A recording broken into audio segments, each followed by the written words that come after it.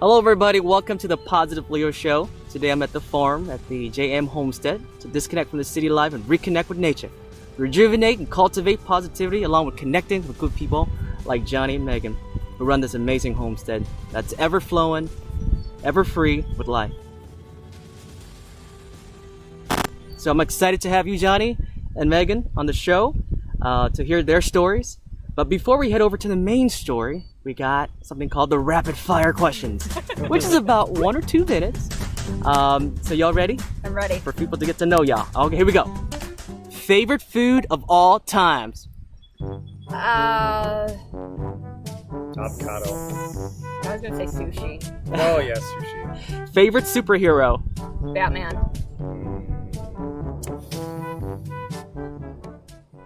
Oh man, that's a tough one.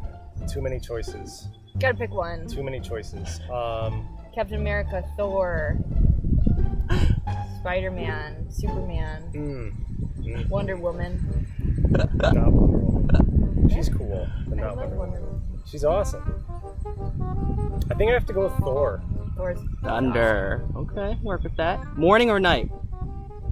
morning. Night if I need to be productive. Morning if I want to relax. Yeah. Okay. Proudest moment? Ooh. That's tough. I'm kind of gonna say getting this farm. I think so too. Yeah. Cool. Yeah.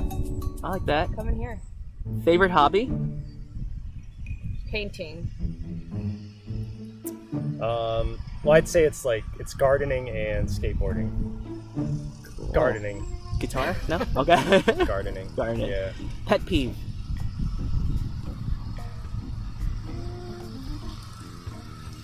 I don't know if I really have one.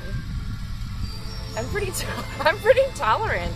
I'm a middle school teacher, so I'm pretty tolerant of I don't know.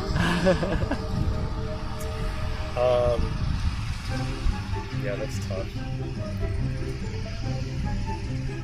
You don't like being woken up. Oh, that's not. He doesn't like it. He doesn't like it. I would just say it's like unfair treatment of others. Wow. Not others. I mean anybody. Unfair treatment of animals. Unfair treatment of people. I mean that's it's yeah, I don't know. The way the world is, it seems like there's a lot of mistreatment. That's my pet peeve. I'm with that. Strangest thing you have ever eaten?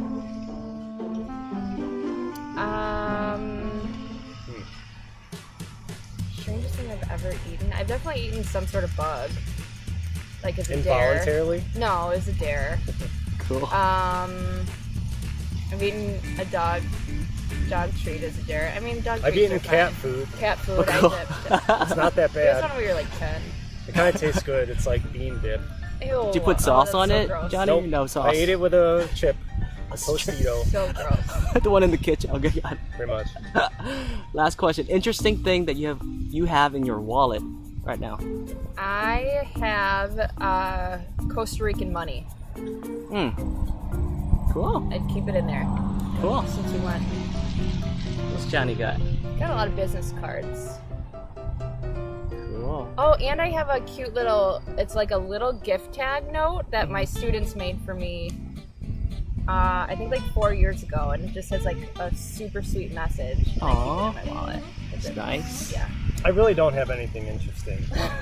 So good. You got business Well, cards. I'd say I have a business card for Collier RV because we still fantasize about getting a tiny home and disappearing sometimes. Yeah. Okay, I'm with you. All right, y'all. Thank you, Megan. Thank you, Jonny, for the rapid fire questions. We'll jump right now over to the main question. All right. Okay. And we'll start with the first question. So, Jonny, Megan, for those that are curious right now, could you tell us a little bit about you, JM Homestead, and what inspired you to do what you do? Yeah, so we got the property in June 2020, so it was right kind of at the beginning of COVID, the midst of when it got really bad, and the panic. After the panic. Yeah. And everyone had like a little bit of extra time on their hands, and I think a lot of people were like searching for more purpose, searching for something more meaningful, and we just decided to go for it. We've always wanted to be a little bit more connected to nature, connected to animals. We both, I think, are like our freest when we are in nature. It's just that's our element. And we took a risk. We got a property that we never thought that we'd be able to get, and we got it. And a lot of it's based off of permaculture values, and we'll kind of go over what permaculture is eventually, but basically it's just creating like an ecosystem where the humans are like a part of nature working, and we wanted to have plants here, we wanted to have animals, we wanted it to have it be its own like little ecosystem. And then the last couple months we opened it up to people to come and feel the same thing that we felt, just having a sense of peace and freedom, calmness, serenity. Yeah. Well, and for me, I've always had an issue with just how society is structured, I guess. It doesn't work well for me. You know, I do not operate well in like a 9-to-5 setting. Some people it's okay and they do really well and they're happy.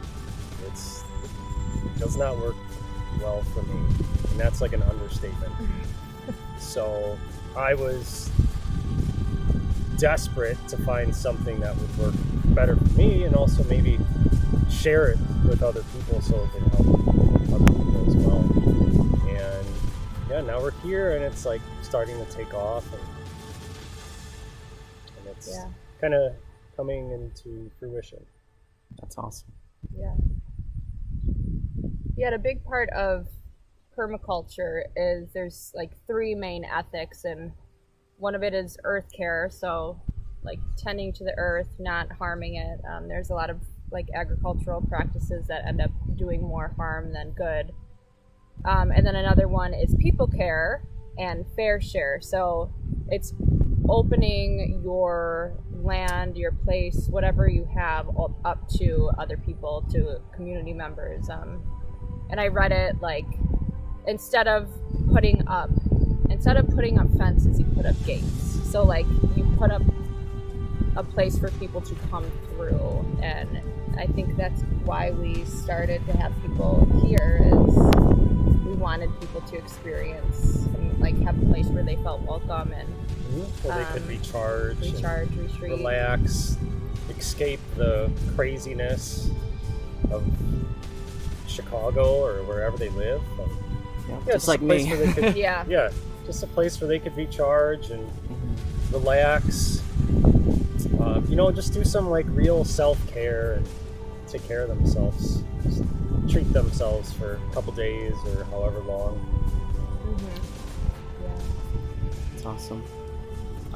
The second question is that it takes a certain amount of positivity, motivation, determination to do what you do, to move out of Kirkland and start JM Homestead. I want to jump on the word positivity. How do you cultivate that? Because I remember coming into your space on Wednesday, and y'all just so welcoming and just so chill. How do you cultivate that? Because there's, at your location. Yeah. I think it's coming back to our main purpose of, we wanted to create a place where you feel a sense of peace, a sense of connection. And yes, there's been times where it's been hard. I think our first year here, it was like, that was rough. We moved way out of our comfort zone. We moved to a completely different way of living. completely different community. We had new jobs. It was just in the middle of a pandemic. It was hard because we were adjusting. But I think we just kept coming back to like, why did we do this, and sticking to our whys. And I think that's so important. That if you stick to your why of doing something, it'll always kind of reconnect you with your main purpose of doing it.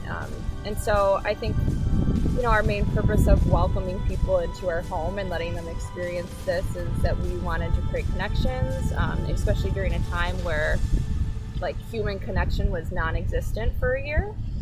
And just, I want to make people feel welcome and feel like they belong. I think, all humans just want to like feel seen and heard. And I think that is so important. So any human that comes here, I just want them to know that they are open for connection, whether it be to people, whether it be to our animals, whether it be to nature. Yeah, and for me, there's no plan B for me. This is the only plan I have. It's to make this work, and the only way to do that is finding it within ourselves to push away all the doubt. And no matter what happens, it's like either we stay positive or it doesn't work. Once that negativity sets in, that's when things start to unravel and fall apart. So there's no plan B. This is whatever I have to do to make this work. I'm gonna do it. And part of it is kind of back to what we've mentioned already. I want to share this with people. I want to help other people do this too. Because I know there's other people out there who are struggling with the same thing I would struggle with. And it's just the way we're living in today's society just doesn't seem like that's how people should be living. It's important to create balance, and it's important to connect with what Mother Earth or God or the universe or whatever you believe in, what that has given us. And we have this amazing, everything around us is a miracle. The earth, the ground that we're standing on, the animals that we have, the people we're touched by, they're all miracles. And the majority of people on this earth forget that. And it's a disservice to what we've been given. And the tough thing is, with how much pressure there is in today's society, whether it's to make money or it's taking care of all the kids, it's hard. It's really easy to forget all that. It's really easy for that to, slip beneath the cracks, and it's sad. Yeah. So really, it's like I was saying, this is plan A for me, and I don't have a plan B. Whatever I got to do to make this work, I'm going to make it work. And I want to share it with people, and I want it to help other people. I hope I can explain to other people what we've done here, and they can learn from us, and maybe they'll go recreate it wherever they are. And it's living sustainably. It's living more simply. And more like community based too. I think that's a huge element that we're missing in today's society, is more like community based living, and having people work together to, I know that there's that saying like it takes a village to raise a child. I think that's so important, but we've kind of lost that way of having everyone come together, whether it be for children, for growing food, for just like simple things like having a bonfire last night, like being able to talk around a fire for 3 hours with other humans, and just like more of that community-based connection. Well, if you think about how everything's structured right now, everybody has their own little world, their own little bubble, little cage, and they stay to themselves. There isn't much of there's not that communal setting like maybe there used to be. Everybody, they get their own house. They want it to be their own. They don't really want to share it with anybody. It's just not the right way to live. You know, we should be sharing, and we should be opening our homes and our places up to people more often. And especially with COVID, it's getting even worse. You know, where everybody's trying to keep everybody out of their bubble and out of their home, their space. It should be the opposite. And hopefully that changes in the future, but it seems like it's going the wrong way. Thank you, Jonny. Thank you, Megan. Third question. In the garden you have outside, you got squash, zucchini, cucumbers, apples, plums, tomatoes, peppers, watermelon, the list goes on. You got pretty much the entire produce aisle in the backyard. You foster animals, you have dogs, cats, ducks. What's your story behind that in terms of, I think there's multiple reasons. I think one, going back to like the premise of permaculture is creating a system as a whole.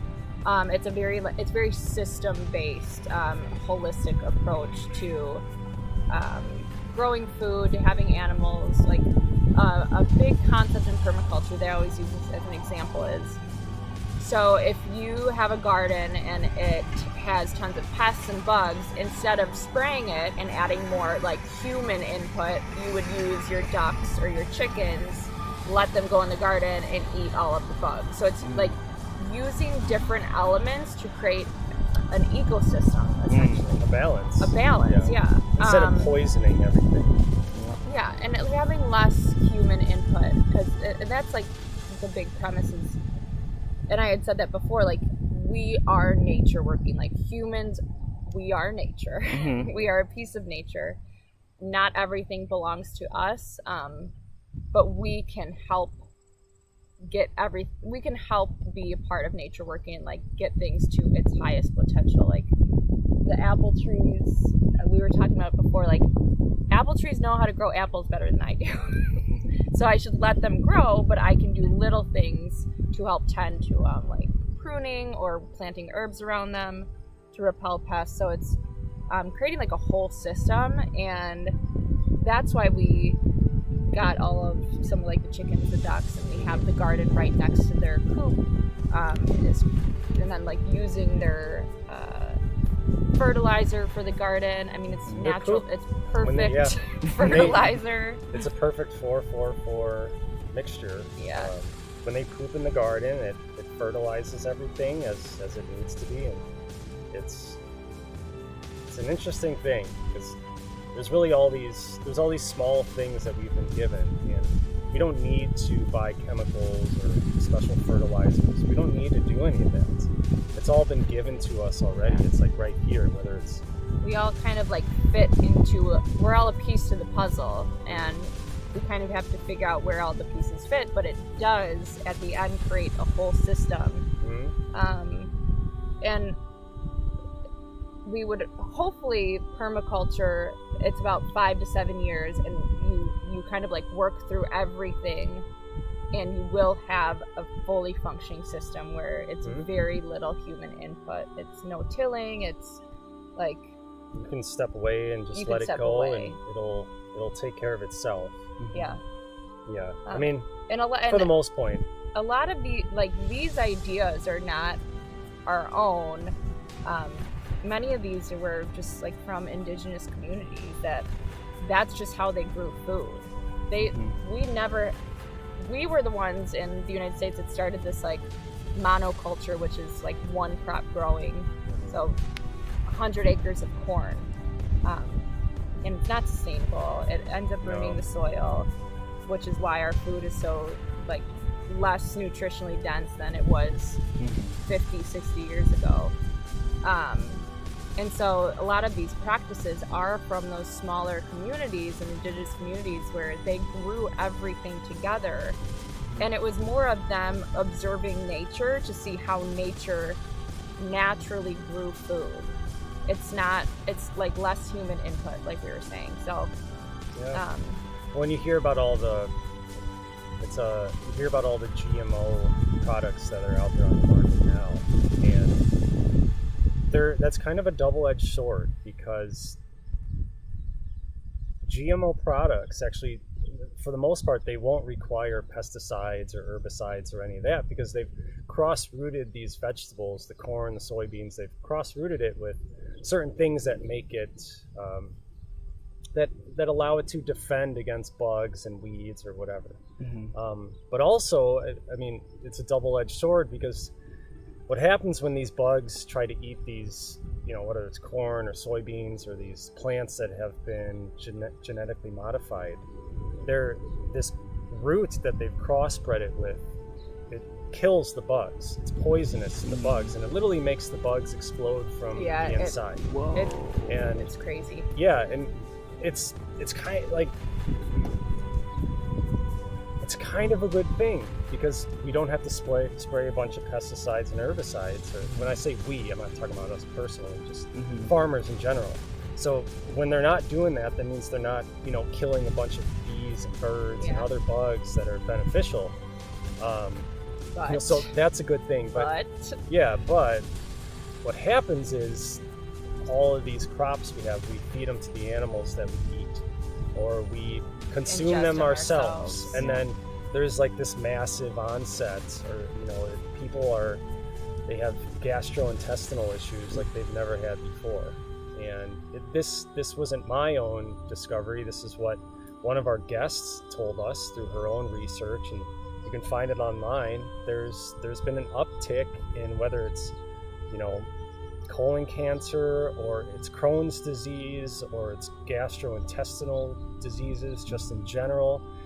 There's been a large increase in that happening. More digestive issues, and it's because what the GMO does to the bug, it does it to our bodies on a micro level. So like when we consume it, our insides get very inflamed, disturbed. Yeah, and it's like poison.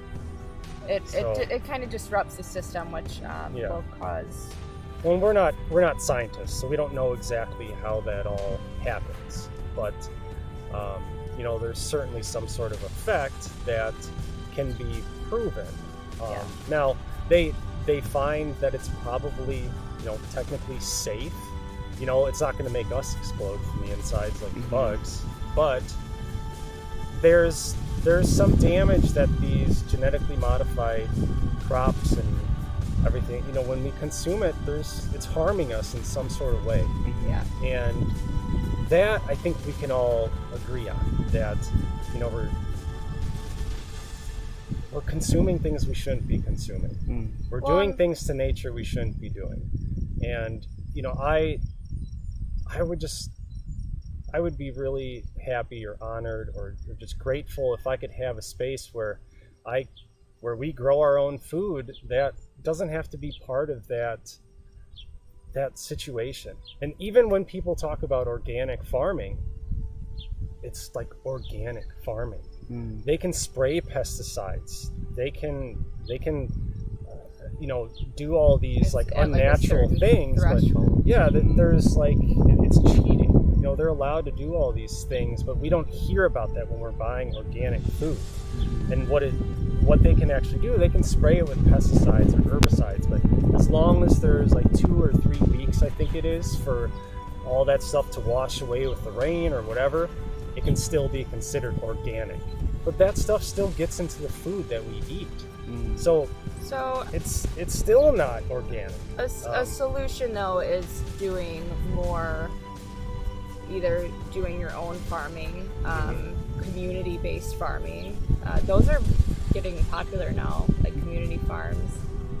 Like just being closer to your food source, I think is really important, because GMOs, pesticides, they don't need to be used on small parts of land. Like they need to be used on 100 acres because there's no way to tend to that much produce without using something like that. But I think if everyone was a little bit closer to their food source, even like starting to teach kids like where food comes from. I notice a lot of kids don't even, I'm a teacher, and they don't really even know where their food comes from, how food is grown. Who does?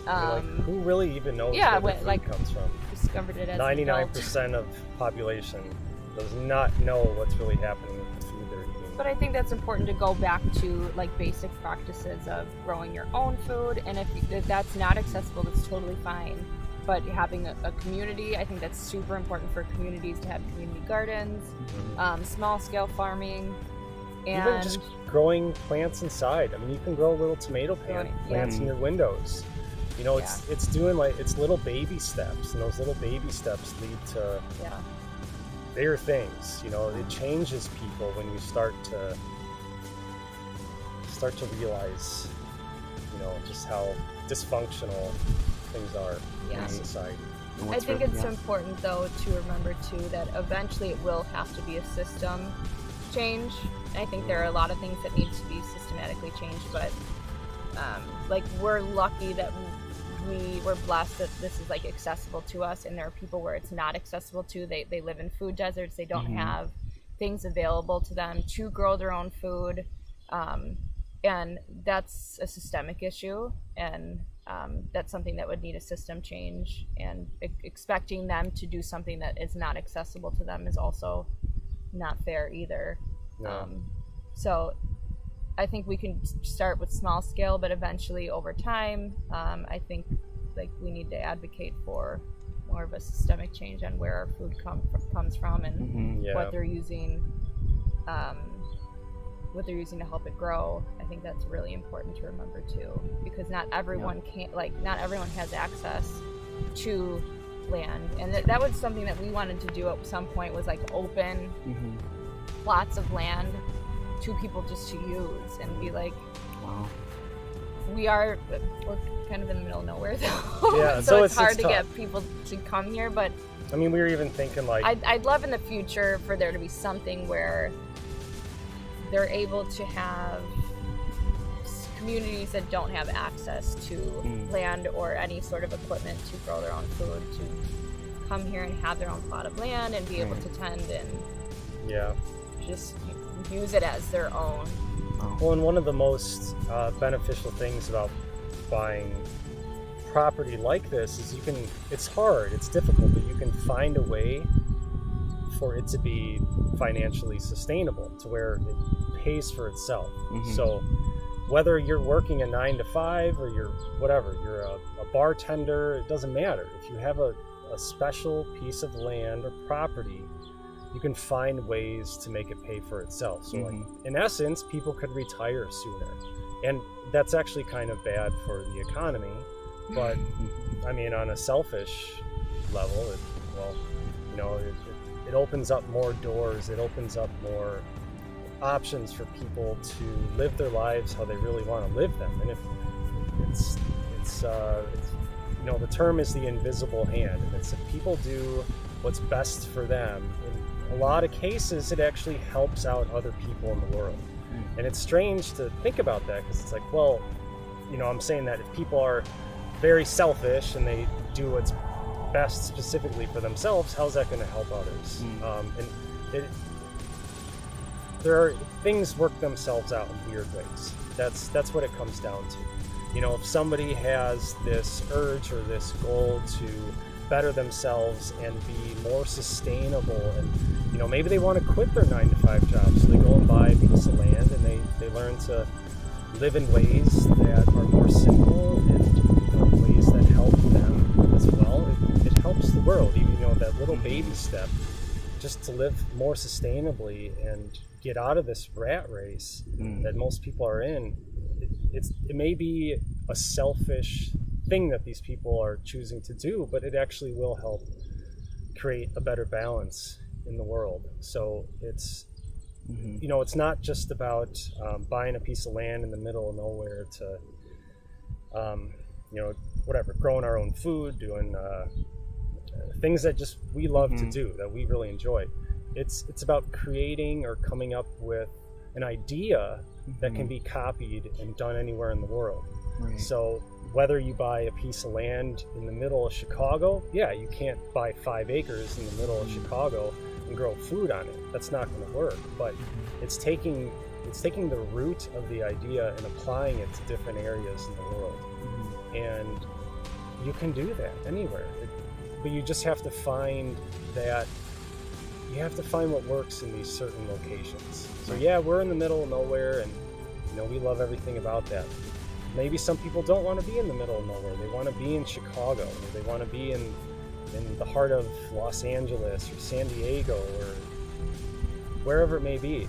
And if you do some research and you try hard enough, you can find a way to live a sustainable life there as well. There's a way to make the property pay for itself and, in essence, create a better balance for everyone, and everyone who's willing to take that leap of faith. Yeah. A lot of potential out there. It's not all about just like some people just move off the grid and go live in the forest. Right. You don't have to do that. And I think if with enough creativity, people can find ways to make it work wherever they are, whether it's Chicago or a food desert or a farm in the middle of nowhere or a forest off the grid. There's ways to make that work in those settings. So. And if I could add real quick on top of that real quick is when you mentioned the word selfish, I think initially, but then you want to share. Yeah. Yeah. Right? Yeah. Yeah. In the community and all that. So yeah, and I guess I made that maybe sound more negative than I should, but it's just... Well, we've been taught, I feel like from a young age, that it's selfish to put your needs over others, but I think sometimes it is very important to take care of yourself. Yeah, and then you can take better care of other people. Follow what you're passionate about, find your purpose, and your purpose is going to lead you to helping others. Yeah, you'll have more energy, you'll be happier, you'll just be in tune with who you are as a person, and then you can take, now you have more energy to give, you have more love to give, and then you can take that and you can help other people with that. Yeah. You can share that. So it starts out selfish, and it's like, I want this, I need this, and I'm going to go get it. And then once you start to create a balance for yourself, you can go and share the extra energy and love that you have to give with others. I like that. Yeah, that's the essence of it. I like that. And the fourth question, if I may. So as nice and chill as you both are, we are all human at the end of the day. So curious as to what makes you, what are you working on to improve and why? Whether as a person, whether it's JM Homestead. Yep. Yeah, we're all human. We all F up, we all make mistakes. And the worst thing about it is when you make those mistakes, it takes a long time to fix them. It takes 10 times longer to fix them than it does to create that mistake. And the biggest thing is just, no matter how hard it is, just chipping away at fixing those mistakes. Even if you don't have the strength maybe you only have the strength to spend 5 minutes per day trying to fix or resolve these mistakes you have. That's better than nothing, and it's learning from the mistakes we make as humans and moving forward from it. And a lot of that is changing the environment that we're in. There's environments that are not conducive to certain people. Some people are amazing salesmen or saleswomen or salespeople. Some people are meant to be teachers. Some people are meant to be farmers. Some people are meant to be doctors, lawyers, all that. And if we find ourselves in a career or a situation that isn't conducive with who we are as a person, it's just going to be countless mistakes after mistakes after mistakes. And the biggest thing is understanding that and saying, okay, yeah, I've screwed up. Yeah, I've made mistakes. I've been down a path that I shouldn't be on. And it's like, there's a saying out there, and it's like, if you take a lobster in the ocean and you put it in a lake, it's going to die. It's not going to survive. So is the problem the lobster, or is the problem the environment? There's a lot of sayings out there that get to that same idea. So I think that's the biggest thing is people need to understand what's conducive for them, what they can thrive, what environments they can thrive in. And until they figure that out, it's going to be a miserable path. But unfortunately, there's not a lot of different things that our society offers. It's just like, go to work, do your job, you know, and it's really tough to choose. It's really tough to make a living off of just passions and things that make our souls ignite. It's really hard to find things that do that. And when you can, you got to hold on to it, and you got to do everything you can to make it work. But it's not easy to find. But so you know, what I'm getting at is, we all screw up, we all make mistakes, nobody's perfect. But if we can learn from that and maybe put ourselves into a situation or an environment that's better for the person, you know, better for the individual, that's when we can really start to move on from our past ways or our faults, you know, our downfalls, our flaws. You know, it's kind of, we are who we are. And we got to pick situations that can help us thrive and be better people. I like that. Megan? Okay, so what am I working on personally? Or even JM Homestead as well, both? Both? Okay. I guess it would be both personally and the homestead. I tend to let fear get in the way of a lot of things. Fearful that things won't turn out the way that I wanted them to, or fearful of just kind of taking leaps of faith and being surprised by the outcome. And I think I let fear sometimes get in the way of doing things that I actually want to do, or whether it be for the homestead too, doing more fear-based decisions instead of decisions based out of like passion, love, purpose, which ultimately I think help the greater good is when you make decisions based off of those things. So at least for me, I tend to get a little scared if I am not fully confident about something, but I think just continuously trying to push myself out of my comfort zone, and knowing that fear is not always true. You know, fear is not always true. Yeah, the thoughts we have aren't always ours. Yeah. You know?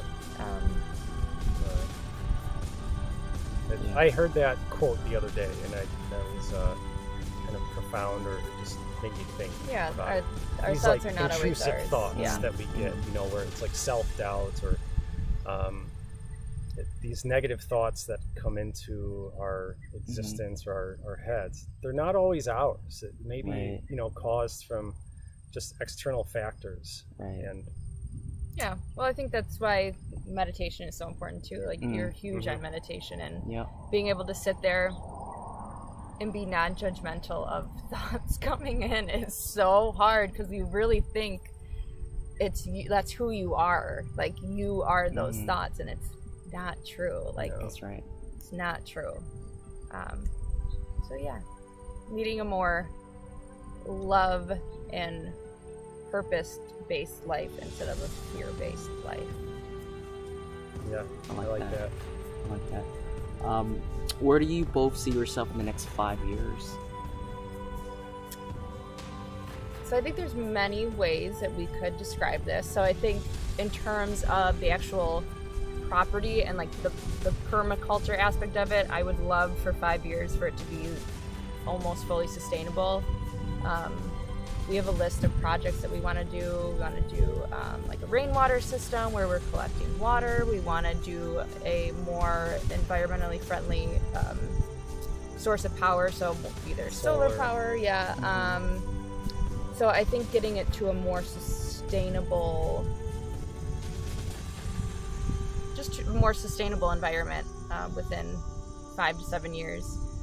And I think in terms of the like business aspect of having people come here and stay here, I just love for that to continue to grow in any way that people expand it, yeah, and it's just copy paste now. It's, you know, we've created something that works, and it was extremely difficult to figure that out, but we have we kind of have a formula now that works, and like I was saying earlier, it can be applied in any place in the world for the most part. It's the idea, or it's the root of it, that we can copy that formula and we can apply it anywhere else. Yeah. And hopefully, you know, maybe people can learn from us, and not only learn from us, but they can skip all the rigmarole that we went through trying to figure it out.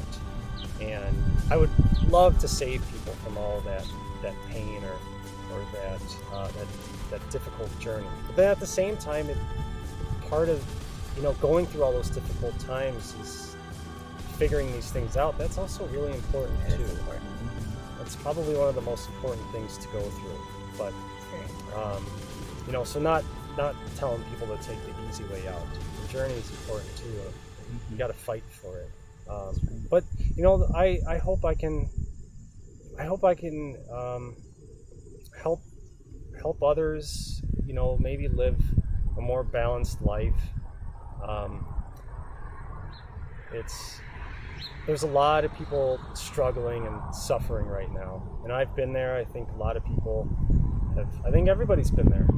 I would like to help people get out of that, you know, because I've been there, and I know how horrible it is to be in those you know, you just feel like there's no hope, or you feel like there's no purpose, or it's all doom and gloom, you know. And I would love it if I could help people escape from that. I'd love it if I could share, you know, a solution for that. And I hope that's what I ultimately hope for. I hope that we can copy and paste this formula, or this idea that we've brought into fruition. You know, we can help other people do the same thing.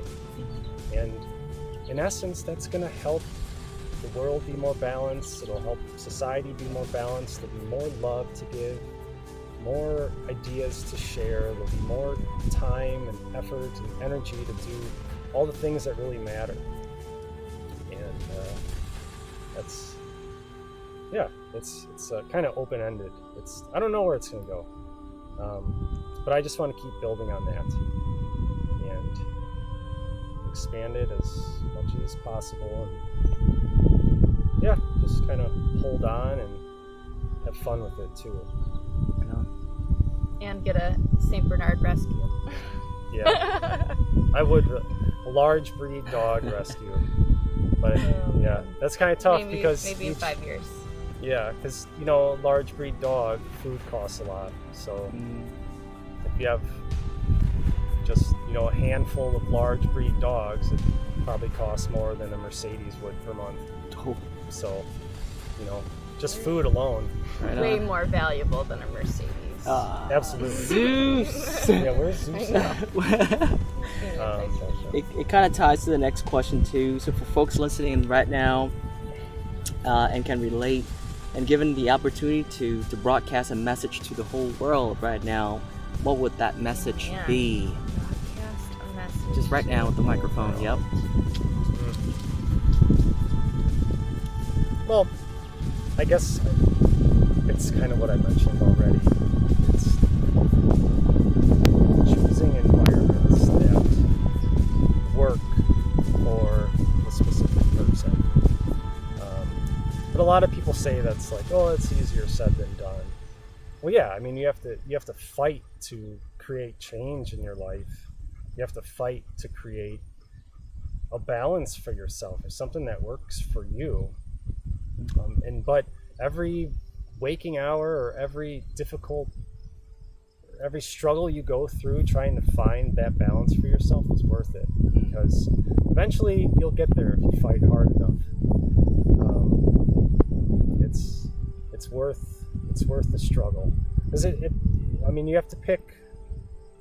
You're going to struggle either way. Either you're going to hate what you're doing, you're going to hate the job you have, or you're going to hate, you know, 50% of the life you live. It's whether it's your job or the situation you're in, you're going to struggle anyway. So why not struggle trying to do something that's going to help you as a person? And, a lot of people are afraid because it's risky. But the other way is risky too. Living a life that's not enjoyable, or living a life that isn't conducive for that specific person. That's just as risky. That's worse. But it takes passion, and it takes courage, and it also takes like a little bit of arrogance and desperation too, to make it work, to change things and find situations that are better for yourself as an individual. It takes a lot. Megan? I have two that kind of stick out to me. The first one I think is, it's gonna sound so cliche, but I think loving yourself and owning your uniqueness is so important.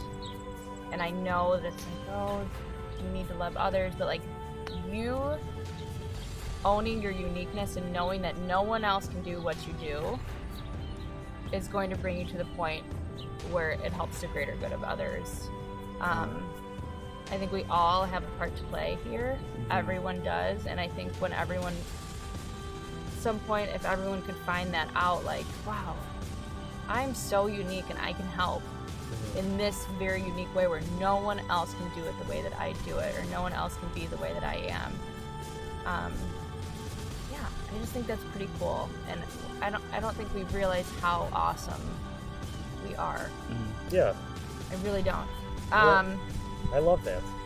Yeah, we're all different in so many ways. Yeah. And what Megan's getting at is basically we all have gifts to give, and I think where people get confused about that is, sometimes people may feel like they don't have a gift to give.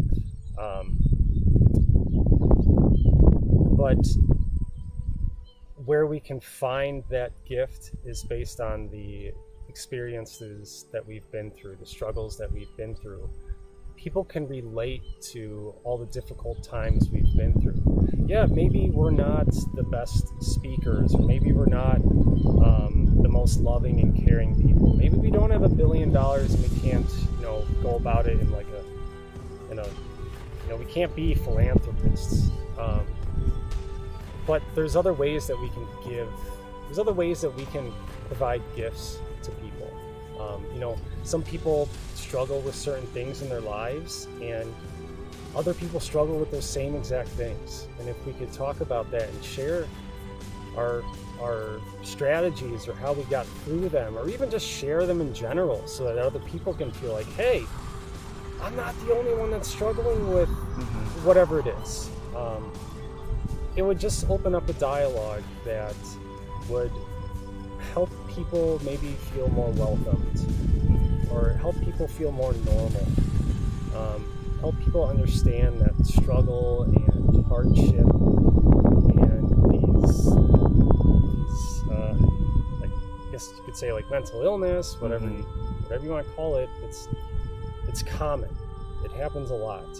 A lot more people struggle with these specific things than people realize. But we don't talk about it in our society, or like speaking in terms of on like scale, on like a macro level. We don't talk about our problems. We don't talk about what's difficult. We post pictures on Instagram and we want everybody to know how happy we are. We want everybody to know how amazing our lives are, and how our lives are better than the other person's, whatever.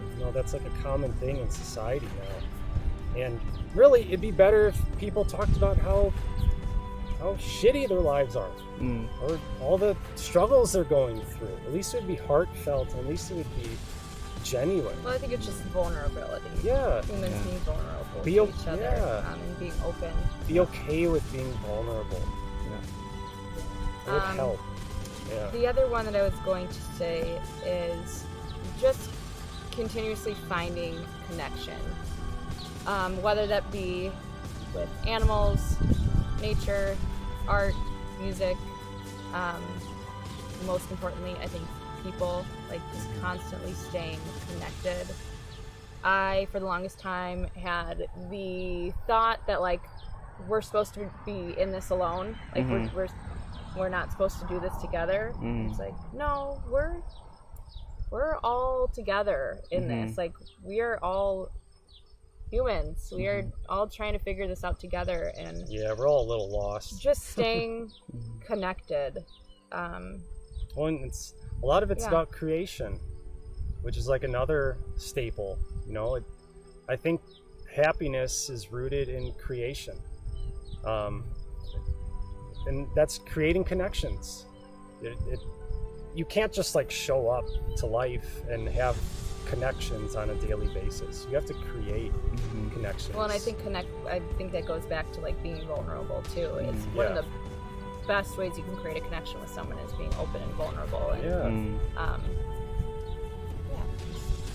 knowing that we're all going through this together. Yeah. We're all separate, but we're all together. Spiritual beings having a human experience, and nobody really knows what they're doing. Yeah. Nobody knows, but we're all doing it together. And I think that sense of unity and connection, more compassion, understanding for help a lot. Yeah, and just understanding that we're all going through this human experience, and it's not easy for anybody. Yeah. So just being aware of that is really important. Yeah. So, but creation, whether it's connections with other people, with the environment, with what I mean is like trying to help. What if it's climate change? Finding ways to do little baby steps to help fix that problem. But so it's about creating connections to every possible thing we can connect with: people, animals, Mother Earth, spirituality. That's what it's about. And just the effort or the process of creating things, whatever that is, that's where happiness lies. That's where you have peace of mind. That's my belief. Is that's like the miracle of being a human. Having the ability to create something from nothing. It's like I think some people would say it's like a paradox, because in the universe there's nothing that can be created from nothing. You can't create energy that hasn't already been created. But if you apply this to like an individual level, you can create something from nothing as a human, as a whatever spiritual being. Animals can do it too. Just not on a conscious level like humans do. But so we have that ability, and we have that. It's a miracle. We can create something from nothing. We can wake up one day and create something that wasn't there. And that itself is a miracle, and that's a blessing that everybody has. They have that potential. So, wow. Have at it. Have at it. And the last question is, how can people reach you guys? So we're I hate phones. Call Megan. We're on social media. I'm really not great with social media, but we're on Instagram at JM Homestead. I try to remember to post as much as I can. We're on TikTok. That's fun. TikTok's fun. J and M Homestead. JM Homestead. J plus sign, right? Or is it J the? I think it's just J and M Homestead. I don't know. I think it's in the bio. Yeah, we could put it in the description. We'll put it in the bio. It's good. Yeah. It's either the drunk 8-looking sign, you know, like the and sign, or it might be. Is it the plus sign? Could be. We'll put it in the info. And then if you ever wanted to come visit or book anything, we're on Airbnb. Look up Kirkland, Illinois, and we will be the only place in Kirkland, Illinois, I think. But yeah, that's our most active is on Airbnb. But we'll get better at social media. Yeah, we do. We almost need somebody just to handle that because I'm not good at it. We'll do it. I'll get better. Yeah. But yeah, come find us. Sweet. Yeah, come share. Well, I like to end every conversation with the hugs. I'm coming over. Oh. Sister Megan. Oh, what's that? Oh, no, it's a hug too. Oh, what's up? Yeah, guys? you gotta give She was Nala. pawing at me. Oh, you know what? I'm gonna try to do a picture as well. I'm gonna stop this right.